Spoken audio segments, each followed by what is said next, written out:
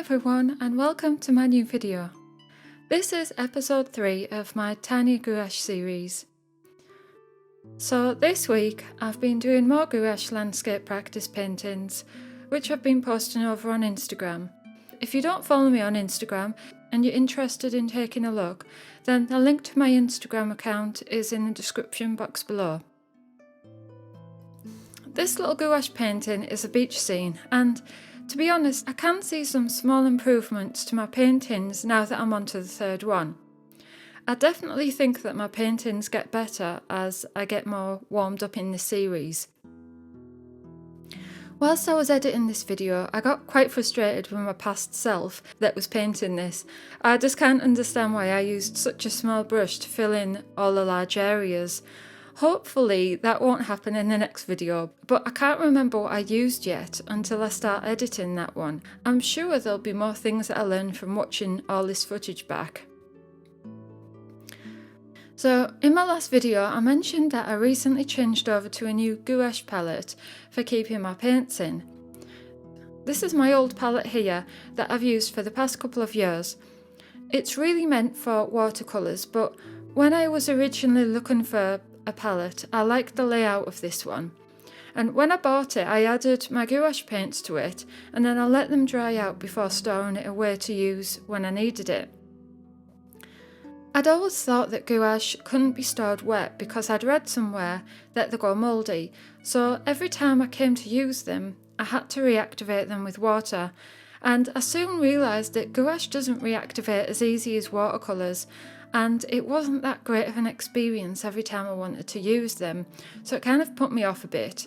The other thing I'd found that was my Prussian blue, alizarin crimson and the burnt umber.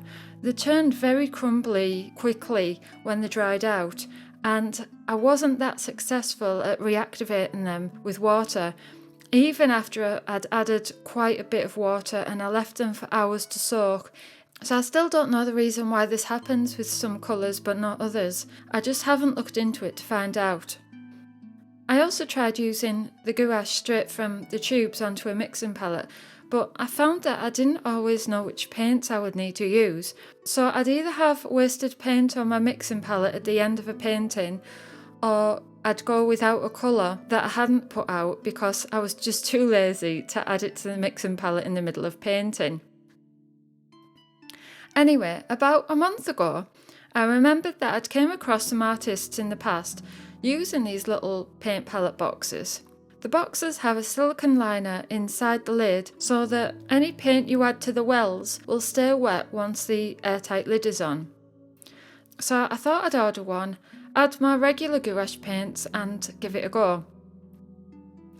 I really loved how it keeps the paints nice and usable for when you want to use them.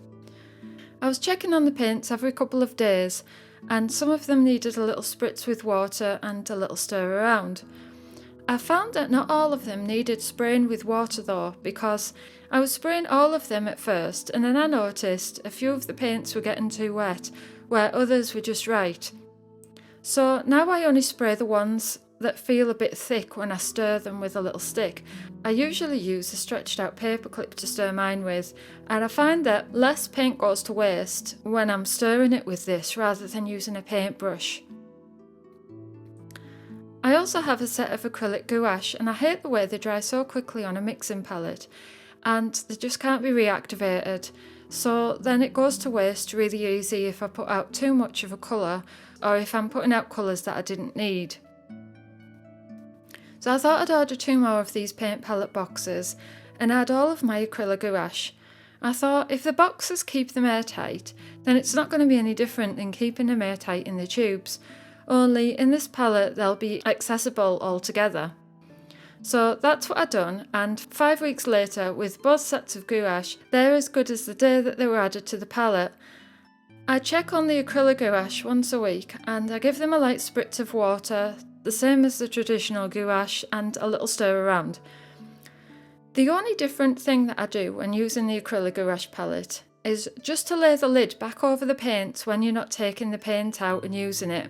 So when you're in the middle of a painting and you've took out a bit of paint and put it on your palette, lay the lid back over the paints. You just don't need to click the tabs down or anything on the sides. It's only just to make sure that they're not stood for too long uncovered where they'd end up drying out, because then they'll be unusable if they dry out. I'm so pleased I made this change to the way I keep these paints now. It's just made it so much easier and convenient for me. I hope I've made sense with what I've explained, and if you have any questions then leave them in the comment section below and I'll do my best to answer them. I hope you've enjoyed watching this little landscape come together. I'll see you all next week. Thanks again for watching. Bye!